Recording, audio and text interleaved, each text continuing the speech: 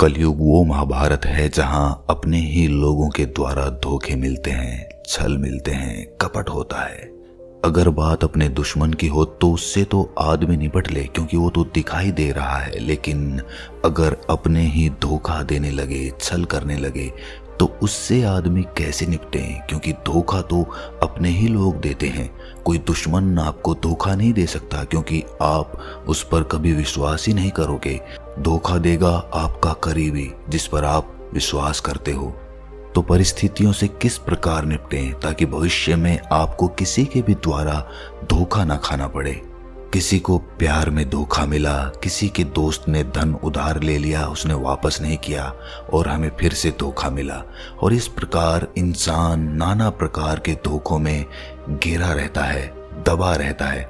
उसका मन इतने धोखे खा खा कर किसी पर भी विश्वास नहीं कर पाता और उसका मन हमेशा दबा हुआ रहता है। वो स्वतंत्र नहीं हो पाता, आजाद नहीं हो पाता, वो किसी पर विश्वास ही नहीं कर पाता। और जब आदमी के मन में से विश्वास खत्म होने लगता है तो यकीन मानिए उसका सबसे बड़ा नुकसान उस आदमी को स्वयं होता है, क्योंकि वो खुद पर भी कभी विश्वास नहीं कर पाएगा। उसको खुद की बुद्धि पर, खुद के विवेक पर भी शक होगा कि उसने ऐसे लोगों पर विश्वास किया जिन्होंने उसे धोखा दिया। और ये शक उसे अपने ऊपर होगा, अपनी बुद्धि पर होगा।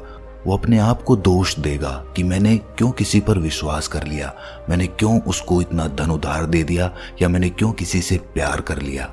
आज की जो बोध कहानी मैं आपको सुनाने वाला हूँ उसमें आपको कुछ ऐसे तरीके पता चलेंगे जिससे आप परिस्थितियों से किस प्रकार निपटें ताकि आपको भविष्य में कभी धोखा ना मिले। ऐसे तरीके आपको इस कहानी से मालूम होंगे। अगर आपने जीवन में कभी धोखा खाया है तो इस कहानी को अंत तक जरूर सुनना।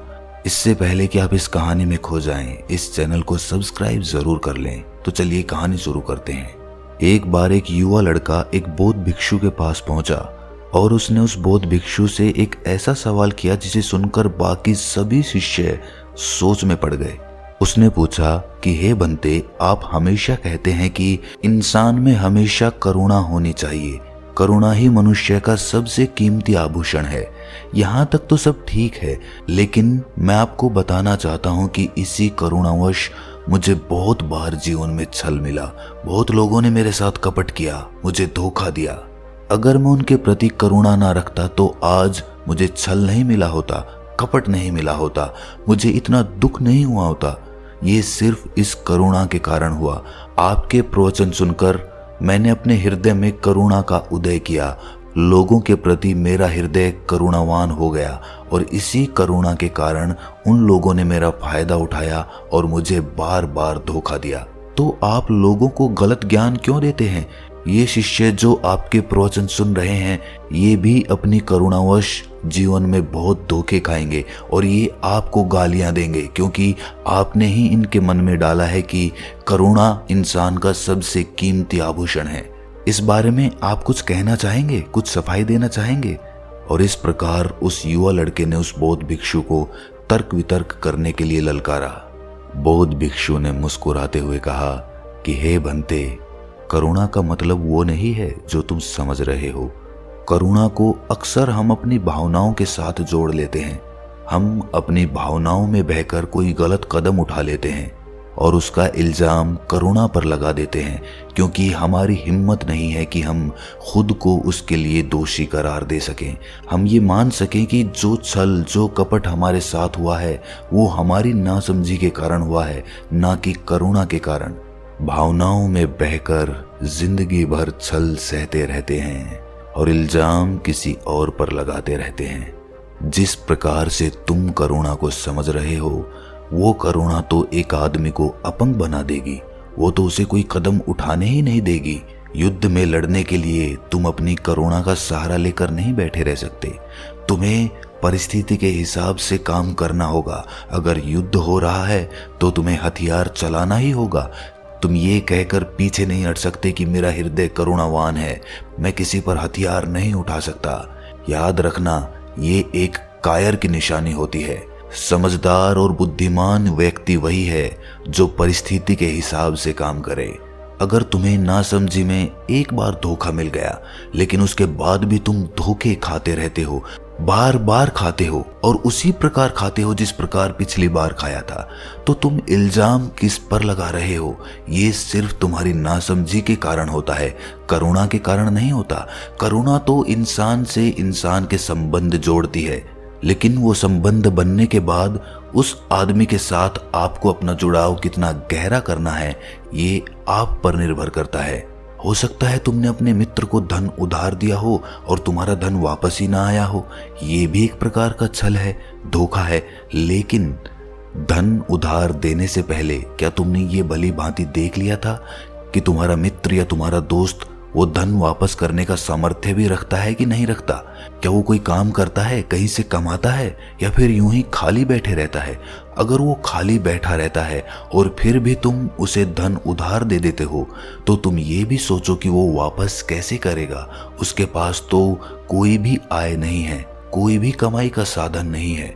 और यहीं दूसरी तरफ तुम अगर किसी ऐसे मित्र को धन उधार देते हो जो कमाता है, जिसकी कमाई है, तुम्हें पता है कि इसके पास कल कमाई आएगी तो ये मेरा वापस कर देगा, तो ऐसी परिस्थिति में तुम्हें बहुत कम छल या धोखे मिलेंगे।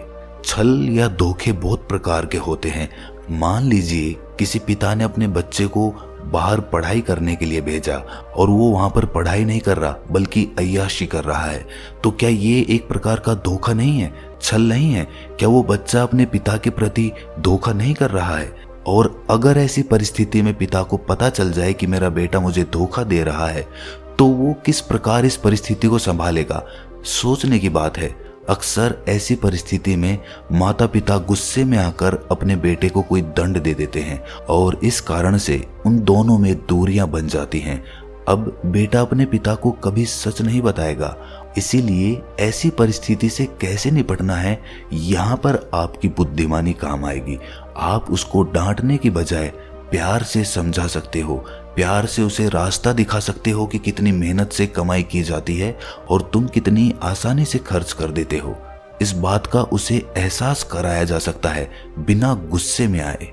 और अगर फिर भी वो नहीं समझ रहा, अपनी जिंदगी में नहीं संभल रहा, तो फिर बार बार धोखा कब तक खाएंगे? तो फिर कोई ना कोई ऐसा कदम उठाना ही पड़ेगा जिससे हमें बार बार धोखा ना खाना पड़े। कहते हैं कि कारावास में अपराधियों को सुधारने के लिए रखा जाता है, लेकिन माता पिता अक्सर अपने बच्चों के सारे अपराध छुपा लेते हैं और बाद में कहते हैं कि बेटे ने हमें धोखा दे दिया। असल में ये माता पिता का प्यार होता है जो उस बेटे के गुनाहों पर पर्दा डाल देता है। लेकिन अगर आप सच में अपने बच्चे का भला करना चाहते हो तो उसके गुनाहों पर पर्दा कभी मत डालो। एक बार समझाओ, 2 बार समझाओ, लेकिन अगर नहीं समझ रहा है तो कोई ना कोई ऐसा रास्ता निकालो ताकि आपको पछताना ना पड़े और वो सुधर भी जाए, चाहे फिर दंड का ही सहारा क्यों ना लेना पड़े। याद रखना, क्रोध करना हमेशा गलत नहीं होता है, युद्ध करना हमेशा गलत नहीं होता है। न्याय के लिए, भलाई के लिए जब कोई और रास्ता काम नहीं आता तो आखिर में आदमी को हथियार उठाना ही पड़ता है, युद्ध करना ही पड़ता है। और इसका सबसे बड़ा उदाहरण है महाभारत, जिसमें भगवान श्री कृष्ण ने न सिर्फ युद्ध में हिस्सा लिया बल्कि उस युद्ध को जिताया भी। अक्सर बहुत से लोगों को प्यार में धोखा मिलता है, ये सबसे बड़ा कांटा है। कलयुग में हर इंसान प्यार में धोखा खाकर बैठा हुआ है। कलयुग में अधिकतर लोग प्यार में धोखा खाकर बैठे हुए हैं। तो सवाल ये है कि प्यार में धोखे क्यों मिलते हैं? क्या इन धोखों से बचा जा सकता है? तो इसका जवाब है कि हमें अपना महत्व समझना होगा।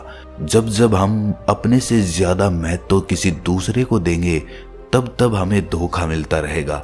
अक्सर प्यार में, प्रेम में इंसान अपने से ज्यादा दूसरे व्यक्ति को महत्व देने लगता है, उसकी इच्छाएं, उसकी भावनाएं, उसका जीवन, और अपने जीवन को भूलता ही चला जाता है। ऐसे में दूसरे इंसान को ऊब पैदा हो जाती है। ऊब पैदा होना स्वाभाविक है। जब आप में अपना अस्तित्व बचा ही नहीं, जिसकी वजह से सामने वाला आपसे प्रेम करने लगा था, वही चीज आपके अंदर बची ही नहीं, तो फिर वो प्रेम भी खत्म हो जाएगा और फिर आप कहेंगे कि प्रेम में धोखा मिल गया। अगर आपने अपने से ज्यादा महत्व दूसरे को नहीं दिया होता तो आपको धोखा मिलता ही नहीं। अगर मिलता भी तो आप इतने आहत नहीं होते। कितने ही लोग प्रेम में धोखा खाने के बाद आत्महत्याएं कर लेते हैं। क्या उनके जीवन में सिर्फ वही इंसान सबसे ज्यादा महत्वपूर्ण था? क्या उसके माता पिता, भाई, बंधु, उसके दोस्त वो उसके लिए महत्वपूर्ण नहीं थे? क्या उनके लिए उसे नहीं जीना चाहिए था? सिर्फ उस एक इंसान के लिए मर जाना, बाकी सब लोगों को अनदेखा करके, ये कहाँ की समझदारी है? ये कहाँ की बुद्धिमानी है? आप मत समझिए अपने माता पिता, अपने दोस्तों को महत्वपूर्ण, लेकिन आप अपने आप को तो महत्व दीजिए। आपने तो अपना महत्व कुछ रखा ही नहीं, तो फिर आपके पास मरने के अलावा कोई चारा नहीं बचेगा। बहुत धोखे मिले हैं ऐ दिल तुझको, अब तो अपनी कद्र करना सीख जा। आखिर में बात समझने की होती है कि दिया हुआ दान कभी भी वापस लेने की चेष्टा से नहीं किया जाता। याद रखना, अगर आपने कभी किसी गरीब की मदद कर दी जो धन धान्य संपन्न नहीं है, उसके पास कोई ऐसा साधन नहीं है कि वो आपकी पूंजी वापस लौटा सके, तो उसे दान ही समझना चाहिए। अगर आपका मन धोखे खाता रहेगा, लगातार धोखे खाता रहेगा, तो आपका मन परिपक्व हो जाएगा, उसका बचपना खत्म हो जाएगा, वो किसी पर विश्वास नहीं कर पाएगा और उसका विश्वास परमात्मा पर से भी उठता चला जाएगा। इसीलिए स्वार्थी बनो। स्वार्थी का मतलब होता है स्वयं का अर्थ समझना। स्वयं का अर्थ समझने की कोशिश करो। चाहे लोग आपको स्वार्थी कहें, उससे कोई प्रयोजन नहीं है। आपको सिर्फ ये देखना है कि आपका मन किसी धोखे में, किसी फरेब में ना पड़ जाए। अपनी आंखें खोल कर रखिए, होश में जियो, परिस्थिति को ठीक प्रकार देखो, उसको समझो और उस प्रकार से क्रिया करो, ताकि आपको कोई छल ना मिले। अगर मिले भी तो वो आपके लिए एक सीख बन जाए। भावनाओं में बहकर एक ही इंसान से बार बार धोखा कभी मत खाना। जिस प्रकार सांप का स्वभाव होता है, उसी प्रकार धोखेबाज इंसान का भी स्वभाव होता है। वो अपना स्वभाव नहीं छोड़ सकता, जिस प्रकार सांप अपना स्वभाव नहीं छोड़ सकता। अक्सर हम दूसरों की बातों में आकर, उसकी भावनाओं में बहकर फिर से उस पर विश्वास कर लेते हैं, उस पर भरोसा कर लेते हैं और हमें हर बार उससे धोखा मिलता रहता है। इससे तो ऐसा ही लगता है कि हम अपने आप को खुद चोट पहुंचाना चाहते हैं, और असल में हमारे अवचेतन मन में कुछ ऐसी सूचनाएं भरी हुई हैं जिनसे हम खुद को चोट पहुंचाना चाहते हैं। ये बात सुनने में बड़ी ही अजीब लगती होगी, लेकिन ये सत्य है। इस सत्य को पहचानो, देखो और होश में जियो। ये प्रवचन सुनने के बाद सभी शिष्यों को करुणा का अर्थ भली भांति समझ में आ चुका था। अब वो करुणावश किसी से धोखा नहीं खाएंगे, क्योंकि वो धोखा और करुणा इसका फर्क समझ चुके थे। और मैं आशा करता हूं कि आप भी इसका मतलब भली भांति समझ गए होंगे। अगर फिर भी आपका कोई सवाल है तो आप कमेंट सेक्शन में पूछ सकते हैं। तो मिलते हैं अगली किसी कहानी में, तब तक के लिए अपना ख्याल रखें।